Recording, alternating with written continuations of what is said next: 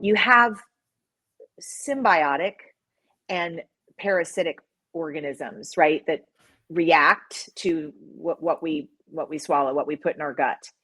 And so the high fat foods, particularly those high in saturated fats and trans fats, Mhm. generally support these inflammatory parasitic microbes. What we want, the symbiotic microbes, which come a lot from fiber, you guys always, say. And so I'm wondering if, that's the key right there, symbiotic. It's Mhm. not symbiotic micro, um, organisms if it's coming from something that is a different species.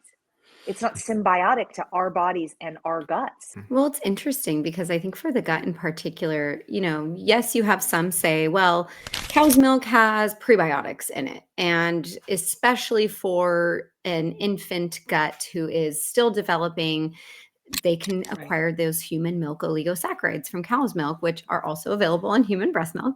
So, yes, Yeah. on one hand, it's a prebiotic, it's food for the bacteria that are budding in a newly forming gut. And then you have some studies who do show cow's milk in particular is much more likely to carry inflammatory opportunistic microbes. Enterococcus is one example where they showed when you're Yeah. consuming cow's milk, you're more likely to come into contact with enterococcus, which is an opportunist that's going to over infiltrate your gut microbiome and then generate that inflammation. So, yes, it's okay. What are you trading off in order to acquire these prebiotics in the cow's milk where you And could those very well be prebiotics are getting for them a cow, elsewhere? though, right? Like they're not symbiotic to our body. So they're not necessarily good for a human, Well, or are some of they? them are similar, but some of them are completely different. And then, Mm, yes, the okay. carbohydrates could be slightly similar, slightly different. But then the proteins are also different because, we can talk about lactose intolerance, and we know lactose is the sugar that's in the milk. And that's where those prebiotic fibers come from. But even outside of that, human milk, for example, does not contain whey. So you're Yeah. introducing a Yeah. completely new protein as well to the digestive tract of an infant that they otherwise wouldn't have been exposed to until later in life if a parent did decide to introduce cow's milk.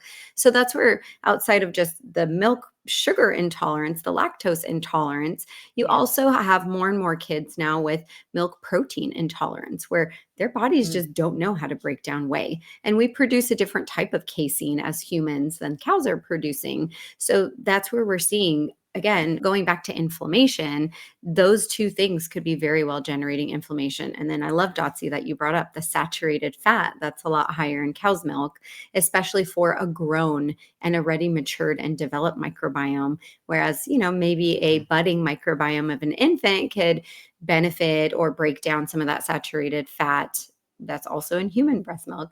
Those of us who have a mature microbiome, we do not need that amount of saturated fat. And if anything, it's harmful and inflammatory for our type of microbiome. So I think people don't really realize that. They think, what's the No. problem with milk? It's just a beverage.